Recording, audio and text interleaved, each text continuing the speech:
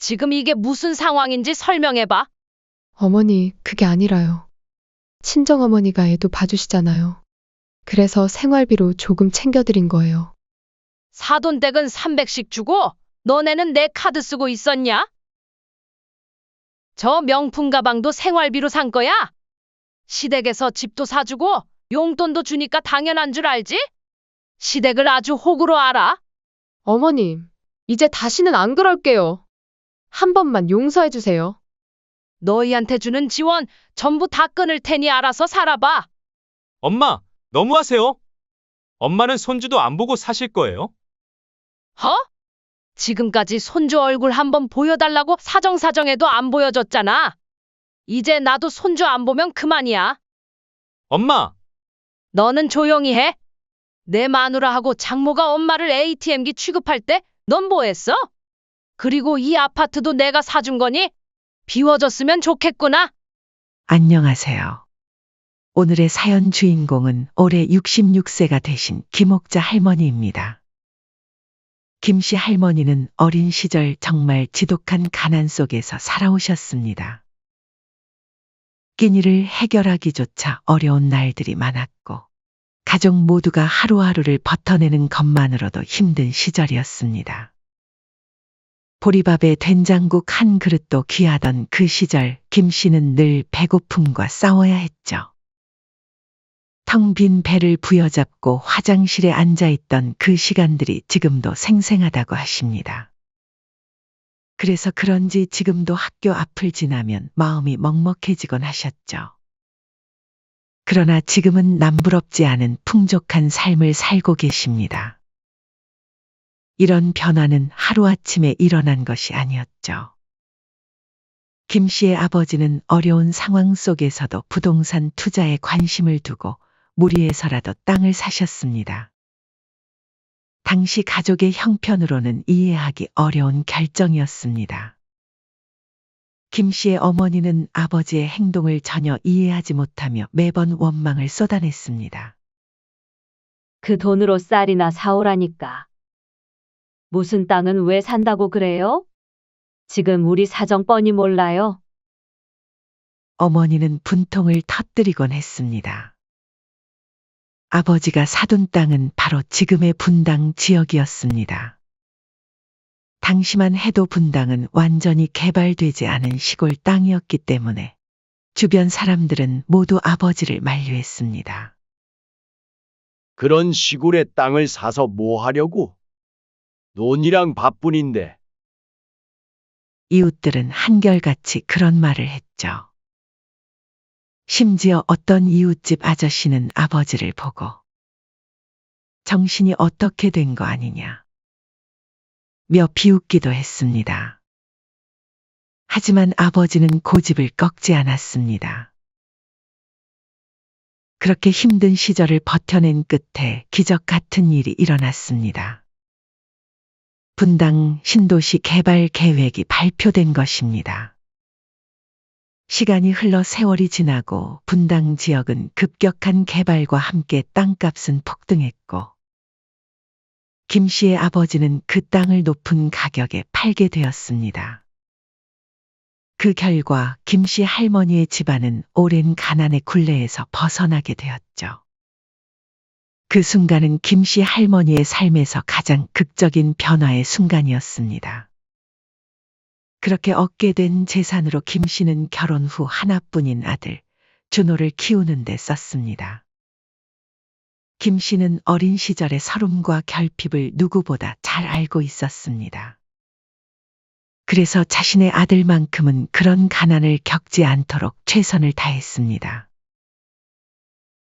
내가 못 누렸던 건 우리 아들만큼은 누리게 해야지. 이것이 김 씨의 변함없는 신념이었습니다. 김 씨는 아들 준호를 위해 물심양면으로 지원을 아끼지 않았습니다. 어린 시절 가난 때문에 하고 싶어도 할 수 없었던 모든 것을 아들에게 해주고 싶었던 거죠. 준호야, 학원 끝나고 뭐 먹고 싶니? 엄마, 오늘은 햄버거 먹고 싶어요. 그래, 우리 아들 좋아하는 거 다 먹자. 아들이 먹고 싶어 하는 음식, 배우고 싶어 하는 학원, 필요한 물건들이라면 무엇이든 지원해줬습니다. 다른 아이들이 가진 것은 준호도 꼭 가질 수 있게 해주었고, 때로는 더 좋은 것을 사주기도 했습니다. 아들은 그런 어머니의 열렬한 지원 덕분에 무사히 서울의 대학에 합격했습니다. 물론 대기업에 들어가지는 못했지만 적당한 회사에 취직해 나름대로 안정적인 직장 생활을 하고 있었습니다. 김 씨는 그런 아들이 늘 자랑스러웠습니다. 하지만 한편으로는 세상 물정 모르고 편하게 자란 아들의 모습을 보며 김 씨는 점점 더 걱정이 커져갔습니다.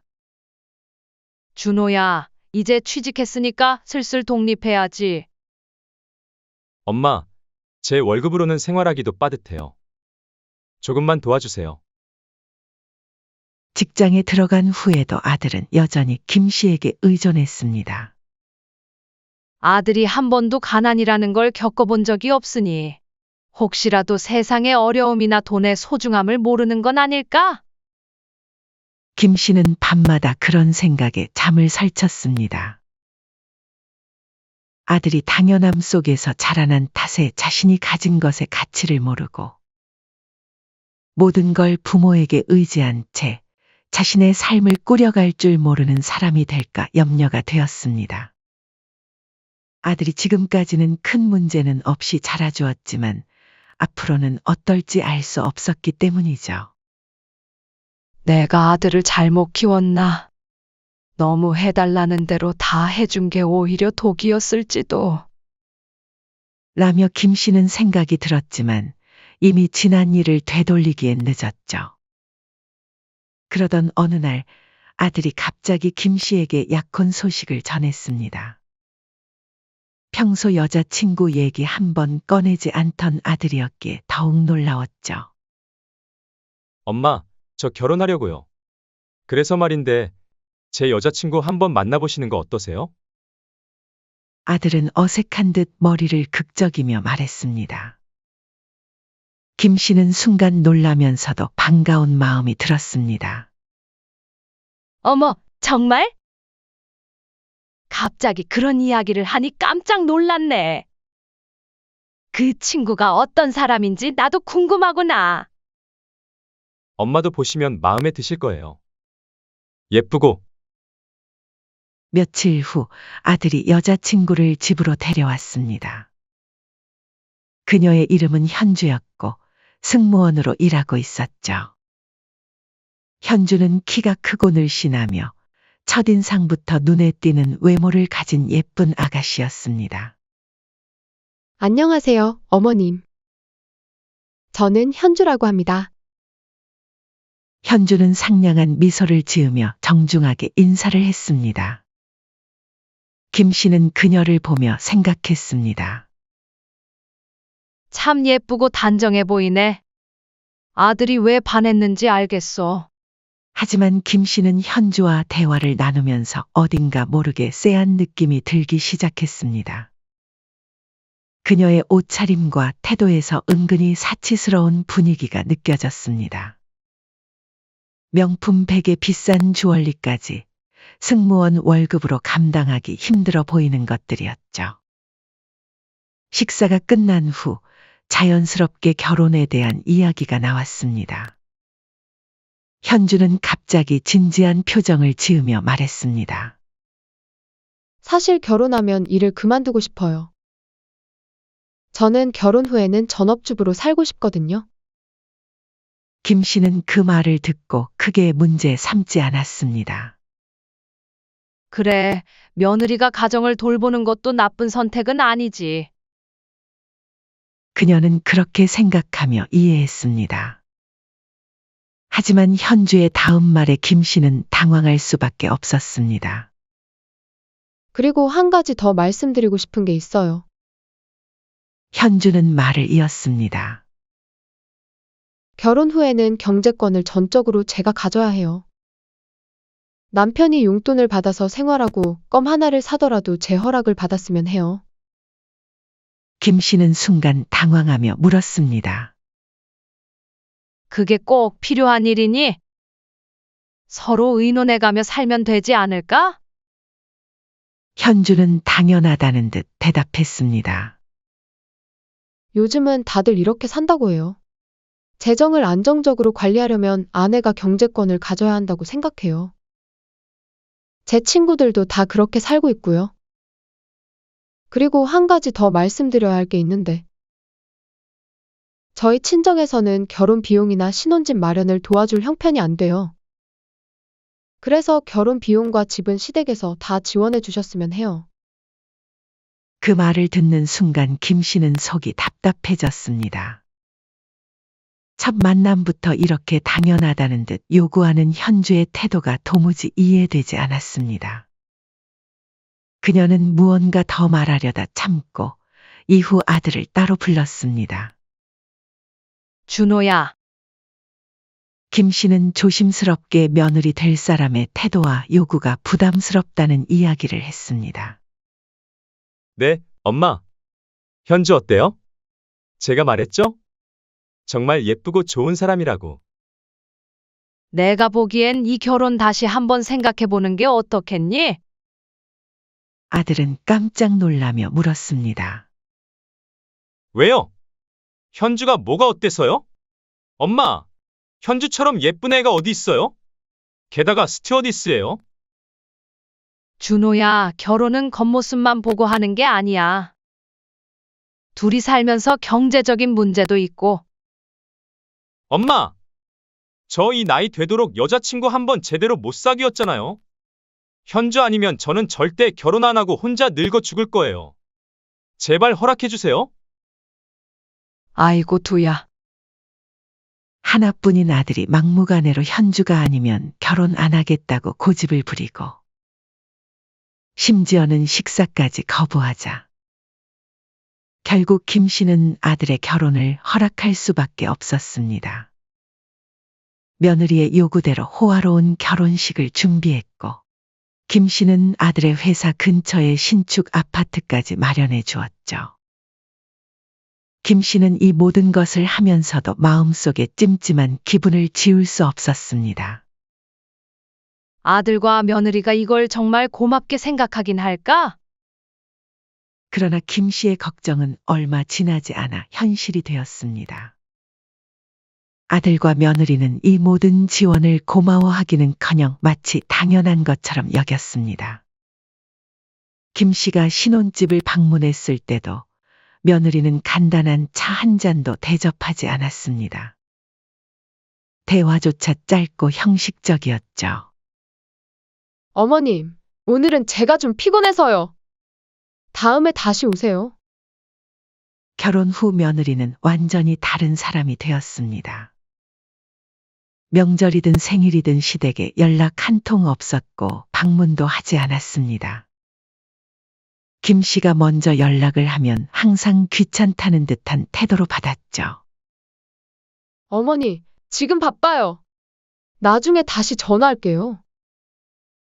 그런 며느리의 태도에 김 씨는 속상한 마음을 감출 수 없었습니다. 김 씨는 아들에게 조심스럽게 말을 꺼냈습니다. 준호야, 그래도 가족끼리 중요한 날에는 얼굴을 비추는 게 예의 아니겠니? 아니면 며느리가 먼저 시댁의 안부라도 묻는 게 맞지 않아? 그러나 아들의 대답은 김 씨를 더욱 속상하게 했습니다. 엄마, 제발요. 요즘 누가 며느리한테 시집살이를 시켜요? 엄마 진짜 꼰대 같아요. 그냥 며느리 좀 냅두세요.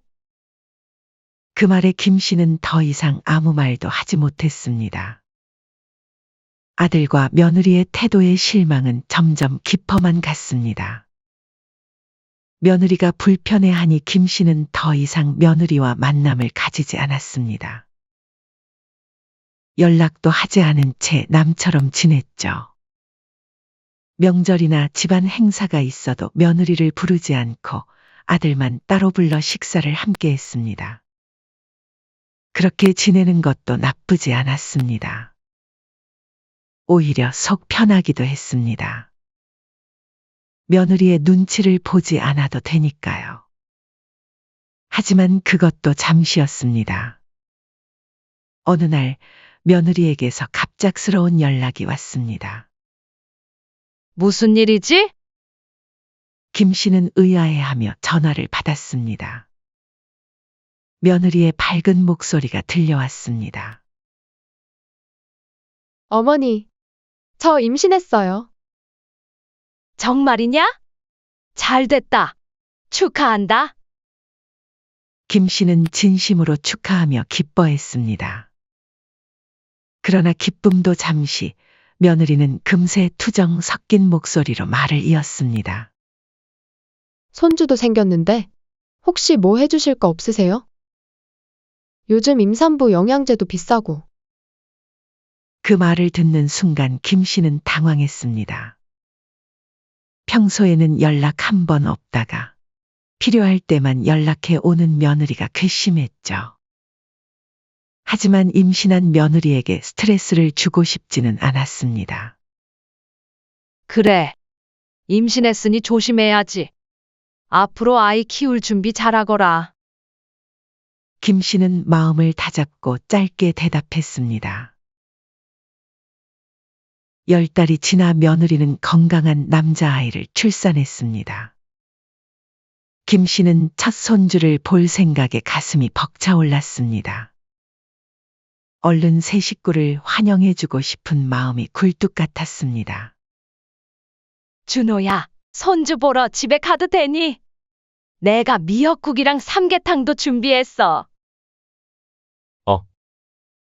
엄마, 현주가 아직은 좀. 아들은 말끝을 흐렸습니다. 며느리도 아기가 아직 어려서요. 저도 출산한 지 얼마 안 돼서 몸조리 중이고요.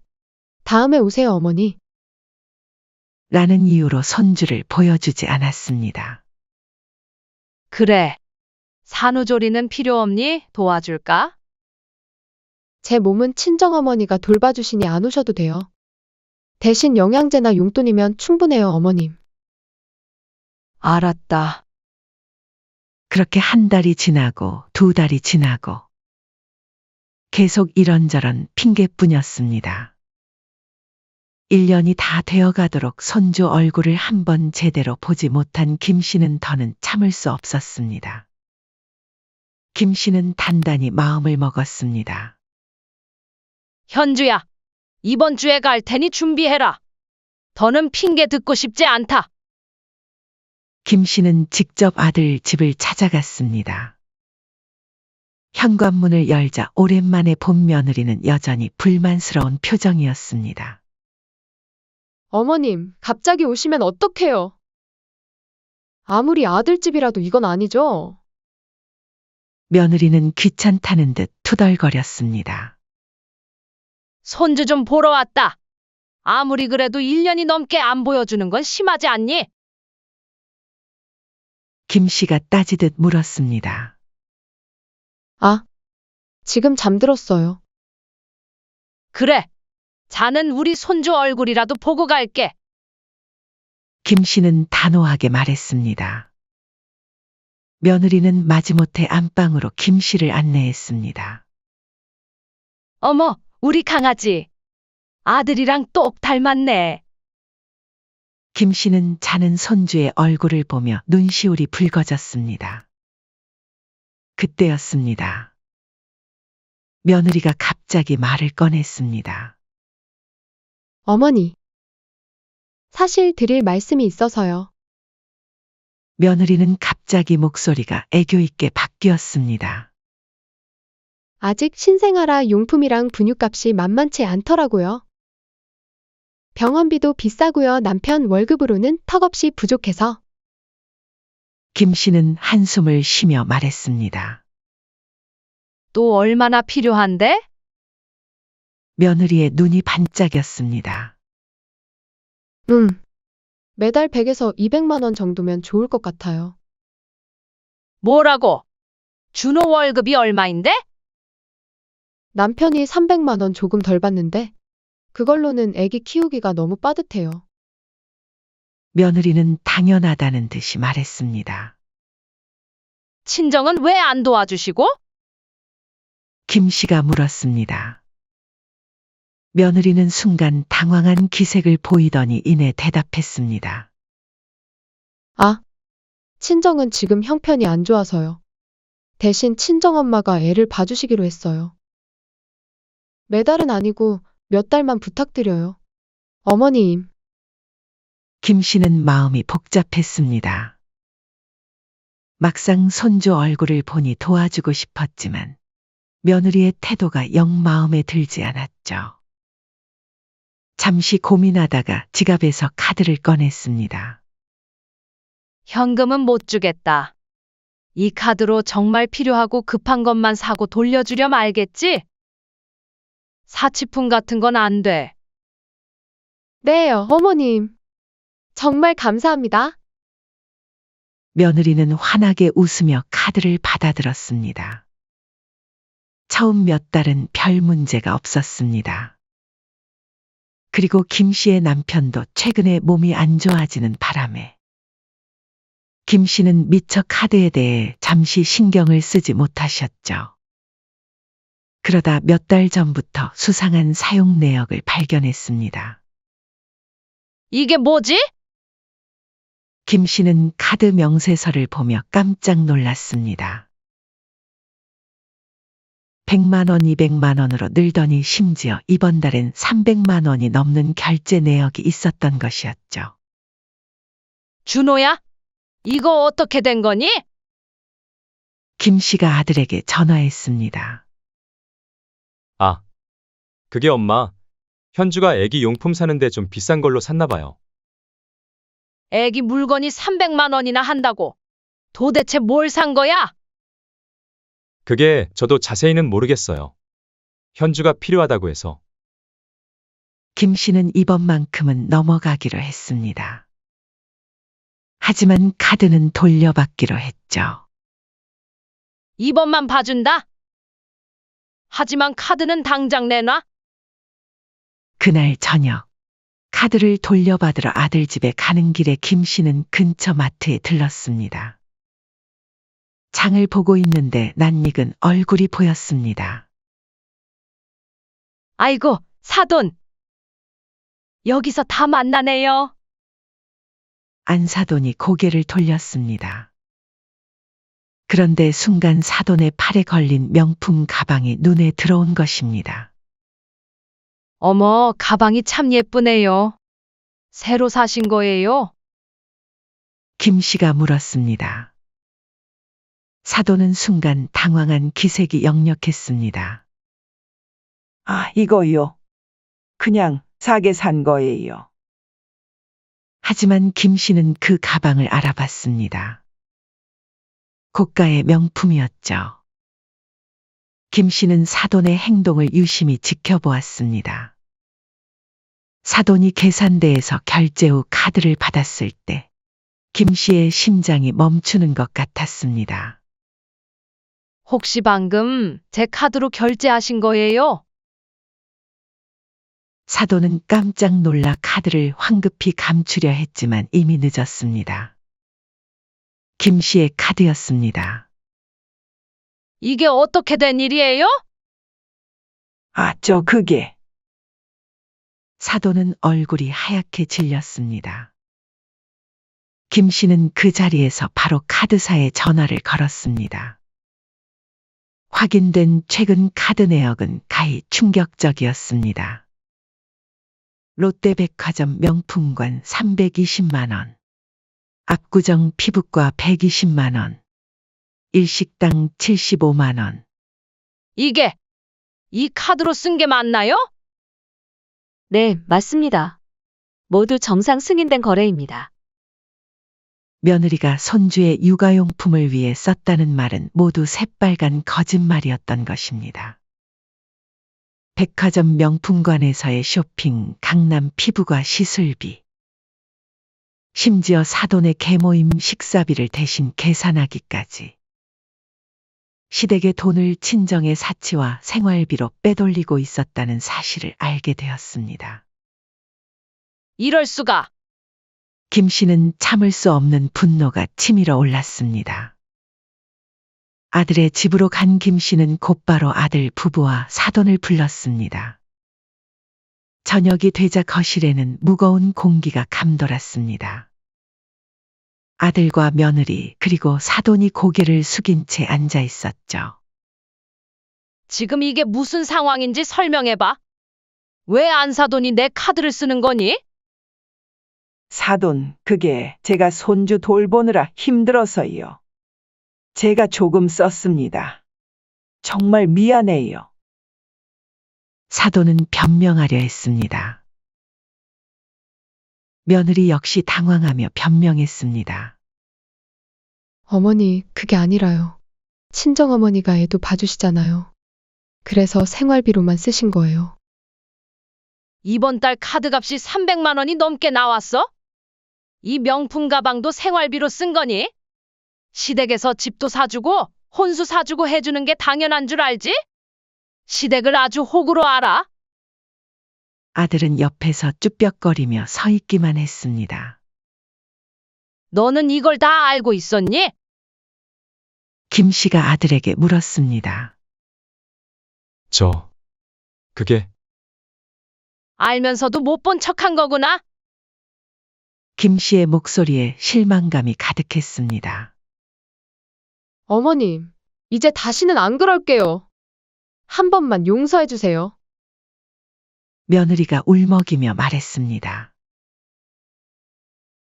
김 씨는 마치 오래된 영화의 한 장면처럼 지난 시간들이 스쳐 지나가는 것을 느꼈습니다. 처음 며느리를 만났을 때의 느낌, 결혼식 때의 불안감, 그리고 그동안의 서운했던 순간들까지. 너희한테 주는 지원 전부 다 끊을 테니 알아서 살아봐. 김 씨는 단호하게 말했습니다.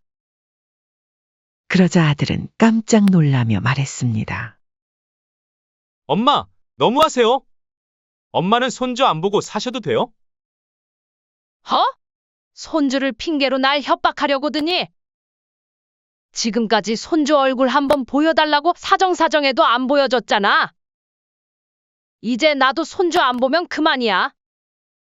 그리고 너희 아파트 증여 취소 내일 당장 법무사 사무실에 가서 처리할 거야. 어머니, 안 돼요. 그럼 저희는 어디서 살아요? 며느리가 울며 매달렸습니다. 그건 이제 너희가 알아서 해야지. 월세든 전세든 알아서 구해. 엄마, 잘못했어요. 너는 말할 자격도 없어. 내 마누라하고 장모가 엄마를 ATM기 취급할 때 넌 뭐 했어? 그저 눈 감고 있었지? 이제 나도 지쳤다. 그날 밤 집으로 돌아온 김 씨는 오랜만에 편히 잠들 수 있었습니다. 마음 한켠이 아프긴 했지만 이제야 마음 정리가 된 것 같았습니다. 그로부터 며칠 후 김 씨는 법무사 사무실에서 아파트 명의를 자신의 이름으로 되돌리는 서류 작업을 마쳤습니다. 아들과 며느리에게는 단호하게 통보했죠. 3달 안에 이 집 비워라. 손주 생각해서 기한은 넉넉하게 줄게. 그 말을 듣는 순간 아들과 며느리의 얼굴이 하얗게 변했습니다. 아들과 며느리는 다급해진 목소리로 애원하기 시작했습니다. 어머니, 정말 죄송해요. 이제는 손주도 매일 보여드리고 며느리 노릇도 더 잘할게요. 한 번만 기회를 주세요. 지금 와서 손주를 보여주겠다고? 그동안 얼마나 손주 보게 해달라고 애원했는지 잊었어? 시어머니 오면 그렇게 질색팔색하더니 돈 끊기니 보여주는 거야. 며느리는 눈물을 흘리며 김 씨의 발 앞에 무릎을 꿇었습니다. 어머니, 이제 그만해라. 나하고는 이제 연을 끊고 살자. 돈도 너희끼리 알아서 해결하고. 며느리는 더욱 절박한 목소리로 빌었습니다. 어머니, 제가 정말 잘못했어요. 앞으로는 절대 이런 일 없을 거예요. 제발 한 번만 용서해 주세요. 그러나 이미 마음을 굳힌 김 씨는 단호한 목소리로 말했습니다. 현주야, 내가 최소한 며느리로서 예의라도 지켰다면 이 지경까지는 안 왔을 거야. 아들도 마지막으로 애원했습니다. 엄마, 제발요. 저희가 정말 잘못했어요. 앞으로는 엄마 말씀대로 할게요. 준호야, 너도 이제 아버지잖니? 그런데 아직도 엄마한테 매달리면서 어떻게 가장 노릇을 하겠어? 이제는 내 힘으로 알아서 살아. 그렇게 김 씨는 아들과 며느리를 집에서 내쫓았습니다. 결국 그들은 짐을 꾸려 친정으로 향했습니다. 하지만 처가살이는 생각만큼 쉽지 않았죠. 처음에는 친정에서도 반갑게 맞아주는 듯했습니다. 하지만 며느리의 사치스러운 습관은 전혀 나아질 기미가 보이지 않았습니다. 아들이 조심스레 말을 꺼냈습니다. 현주야, 이번 달에도 카드값이 너무 많이 나왔잖아. 겨우 그거 갖고 뭘 그래? 옷 몇 벌 사고 화장품 좀 산 게 다야. 너 정신 차려. 우리가 지금 그럴 형편이야. 한편 안사돈의 사정도 예전 같지 않았습니다. 나이 60이 넘은 안사돈은 어린 손주를 독박 육아하느라 하루하루가 힘들었습니다. 아이고, 내가 이 나이에 아기를 보느라고. 허리가 다 나가겠네. 그나마 김 씨의 카드로 사치를 부리고 친구들과의 식사 모임을 즐기며 스트레스를 풀었지만 이마저도 할 수 없게 되었죠. 아침부터 저녁까지 손주를 돌봐야 했고 지갑 사정도 예전 같지 않았으니까요. 매일같이 모녀는 다투었습니다. 내가 너 때문에 이렇게 고생하는데 너는 하는 게 뭐니? 그 나이 먹고 엄마 집에 얹혀 살기나 하고. 엄마, 나도 죽겠다고요. 지금 일하고 와서 힘들어 죽겠는데 왜 바가지 긁으세요?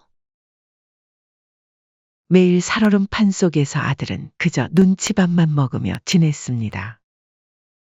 이제야 아들은 자신이 버는 돈으로는 도저히 감당할 수 없는 생활을 해왔다는 걸 깨달았지만 이미 늦어버렸죠. 아들은 처가살이를 하며 자신의 행동을 두고두고 후회했습니다. 며느리와 안사돈 역시 자신들의 행동을 후회했습니다. 안사돈은 딸과 사위와 합가해 손주 육아까지 해야 했고 일하기 싫어했던 며느리도 생활이 어려워지자 결국 매일 일을 나갈 수밖에 없었죠.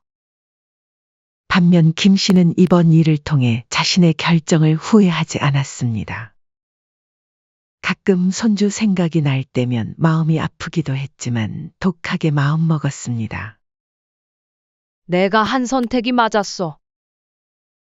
처음부터 자식과 며느리한테 너무 퍼주기만 한 게 문제였지. 이번 일을 계기로 아들과 며느리가 정신 차리고 제대로 살았으면 좋겠네. 며느리가 최소한의 며느리로서의 예우만 있었다면 이런 일은 일어나지 않았을 것입니다. 그리고 아들도 김 씨 할머니의 지원을 당연시 여기고 어머니의 생각을 하지 않은 것이 큰 잘못이었죠. 김 씨는 아들과 며느리가 언제가 변할 것이라 믿고 지원해 주었으나 아들과 며느리는 자신의 욕심에 눈이 멀어 김 씨 할머니의 정성을 무시하고 기만했습니다. 선을 넘은 행동에 결국 더 이상 도와줄 필요성을 못 느끼신 거죠. 김 씨는 많이 바라지 않았습니다. 명절에 얼굴 한 번 보고 가끔 안부 인사 한 번 정도면 만족하셨죠. 이것만 했더라도 아들과 며느리는 풍족하고 편한 삶을 살았을 텐데. 다 본인들이 자초한 일이죠. 앞으로 더 힘들어질 것이며 아들과 며느리는 더욱 후회할 것 같습니다. 이제 김 씨는 더 이상 예전처럼 그들에게 지원을 해줄 생각이 없었습니다. 예전처럼 무조건적으로 지원하는 일은 절대 없을 거야. 절대 홀가분한 마음으로 자신의 집으로 돌아온 김 씨는 환하게 웃으며 새로운 삶을 시작했습니다. 사연은 여기까지였습니다. 구독, 댓글, 좋아요는 영상 제작에 큰 힘이 됩니다. 시청해 주셔서 감사합니다.